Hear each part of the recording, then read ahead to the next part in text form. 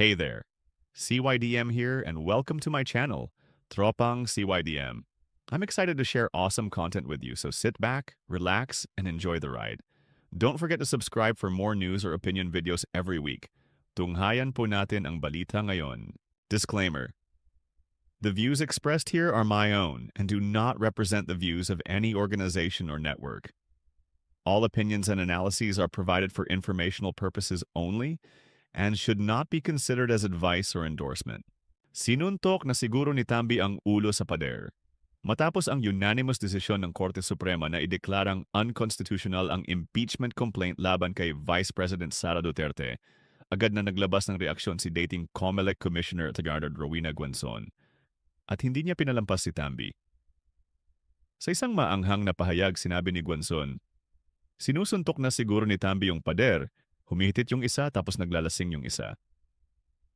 Tila tinutukoy niya ang emosyonal na reaksyon ng umanong mga personalidad sa likod ng impeachment complaint. Hindi rin nagpigil si Guanzon na magpahiwatig ng posibleng pagtakbo kontra kay Romualdez sa Leyte sa 2028. Masaya labanan si Tambi sa distrito niya, kahit ako siguro lumaban na di taga doon. Matatalo siya. Magkita-kita tayo sa 2028.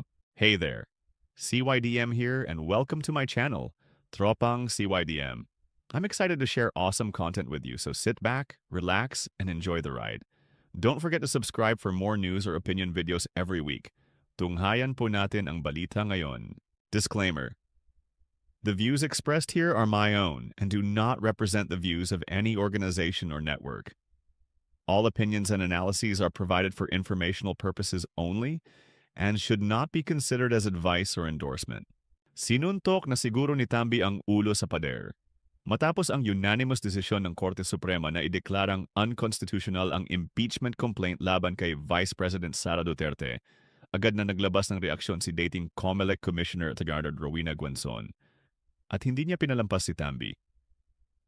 Sa isang maanghang na pahayag, sinabi ni Guanzon, "Sinusuntok na siguro ni Tambi yung pader, humihitit yung isa tapos naglalasing yung isa." Tila tinutukoy niya ang emosyonal na reaksyon ng umanong mga personalidad sa likod ng impeachment complaint.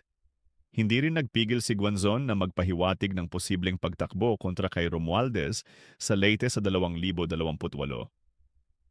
Masaya labanan si Tambi sa distrito niya, kahit ako siguro lumaban na di taga doon. Matatalo siya. Magkita-kita tayo sa 2028. Hey there, CYDM here and welcome to my channel, Tropang CYDM. I'm excited to share awesome content with you, so sit back, relax,